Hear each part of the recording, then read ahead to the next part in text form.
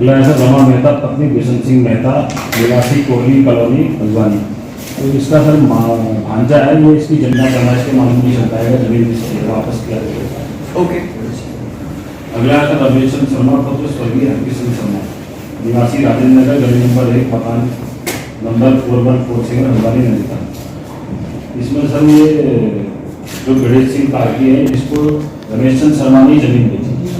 तो बाद में ये रमेश चंद शर्मा ये कहते हैं कि मेरे से इन्हें गलत जमीन, इसमें सर रमेश चंद जोशी पुत्र टीकाराम, ये 3 फैसले विपिन चंद तिवारी बेंगलोर से थी, जो उसकी जमीन 3 से ज़्यादा बेच के चला गया। दाखिला हो गया केस में किया गया उसमें माननीय मुख्यमंत्री जी के बाद निर्देश बहुत स्पष्ट है कि जो भी लैंड ट्रांजैक्शंस हो रहे हैं ये फेयर होने चाहिए, इसमें पारदर्शिता होनी चाहिए और किसी के साथ कोई फ्रॉड हो रहा है तो उसका संज्ञान लेते हुए उस पर कार्रवाई होनी चाहिए। तो जनता मिलन होता है, मैं भी लेता हूँ, डीएम साहब लेते हैं, आईजी साहब के जनता मिलन होते हैं, इसमें बहुत से प्रकार इस तरह के लैंड फ्रॉड के आते हैं। तो आज जो मामले आए थे उसमें से नैनीताल जिले में 18 मामले आए थे, 18 शिकायतें थी। इनका परीक्षण उपरांत ये पाया गया कि 6 मामले हमें ऐसे मिले जो कि फ्रॉड की श्रेणी में आते हैं और लैंड फ्रॉड के तहत इसमें मुकदमा किया जाएगा। और उधम सिंह नगर के 7 मामले थे, उसमें से 5 फिट पाए गए, उसमें मुकदमा किया जाएगा।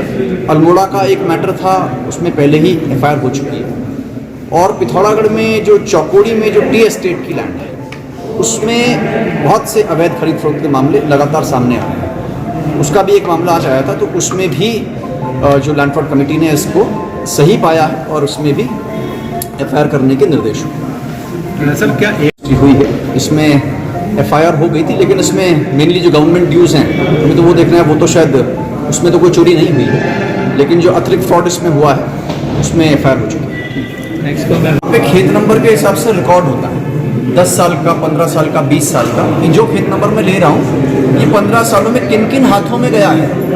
अगर ये कई हाथों में गया है तो क्या किसी में कोई विवाद तो नहीं है, कोई मामला किसी न्यायालय में विचाराधीन तो नहीं है, इसको देखना चाहिए। थर्ड चीज़ जो हम लोग अक्सर चूक जाते हैं देखने से, वो ये देखना चाहिए कि जो कंसर्न लैंड है कहीं बंधक तो नहीं है किसी बैंक में। और इसका बहुत अच्छा तरीका जो मैं आपको बताऊंगा वो ये है कि आप उस लैंड पे लोन के लिए अप्लाई करें, तो उसमें बैंक बहुत अच्छी ड्यू डिलिजेंस करता है, क्योंकि उस लैंड के अगेंस्ट वो पैसा दे रहा है, तो जो पैसा दे रहा है वो बहुत अच्छी तहकीकात उसकी करता है। तो इसको भी देखना बहुत आवश्यक है।